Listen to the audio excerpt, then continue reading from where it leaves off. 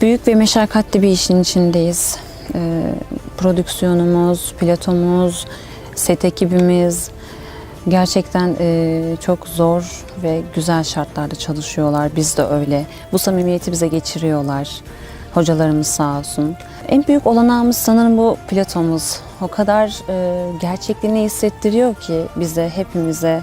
O yaşanmışlık hissini, dönemin atmosferini daha bir sağlam bağ kurmamızı sağlıyor bizimle beraber. İlk başlarken çok çekinmiştim, çok endişelerim vardı. Nasıl ata binebilirim? Daha önce deneyimim olsa da atla bir bağ kurmak, işte dövüş sahneleri, kılıç sahneleri, karakteri aynı zamanda bir tutmak. Ne kadar çok istersen ya da ne kadar çok hadi böyle şöyle diye kendini inandırırsan o kadar zaten kaptırıyorsun artık. Yani bir süre sonra baktığımda sezon sonunda ben kendimi kaptırmışım. Artık Bala Hatun diye bir karakter var. Bir yaşamı var. Onun yaşamına tanık olmuşsun.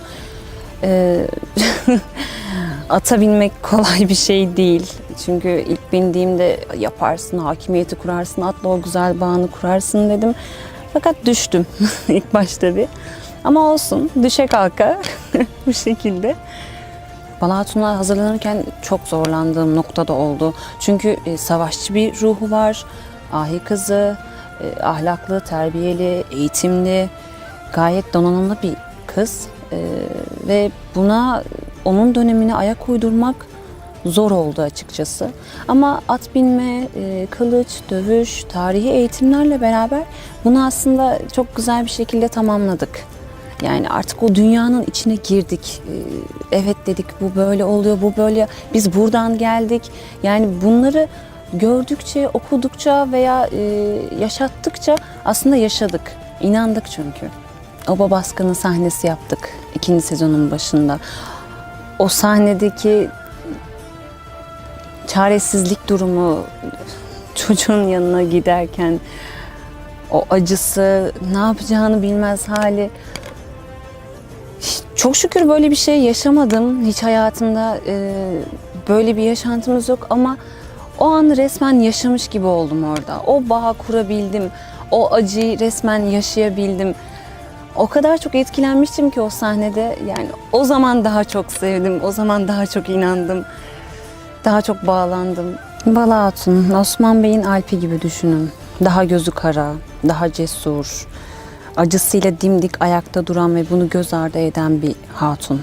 Artık birçok şeyi kendi himayesi altına almaya çalışan, zorluklara beyiyle beraber göğüs germeye çalışan bir hatun var. Artık tek başına bir mücadelede gibi. Beyinin arkasında bir mücadelede, obada bir mücadelede, hatunlar arasında bir mücadelede, bitmeyecek bir mücadelede. İlk tecrübem olduğu için çok farklı duygular içerisindeyim açıkçası. Bu kadar insan tarafından sevilmek, sayılmak, bu şekilde dile getirilmek gerçekten çok farklı duygular. Hiç yaşamadığım ve bazen anlam veremediğim, şaşırdığım bir duygular. Çok mutluyum ve bu şekilde seyirciden gelen bu beğeniler, bu sevgiler, yorumlar o kadar çok motive ediyor ki işte bu diyorum. Yani yapabiliyorsun. Sen inandırdıysan bu kadar. Tamam diyorum. O kadar teşekkür ederim ki size. Gerçekten sizin sevgileriniz, sizin bize karşı olan bakış tarzınızla biz aslında kendimizi iyi hissediyoruz. Size iyi hissettirebiliyoruz. Heyecan devam ediyor. Bitmeyecek, daha da artacak.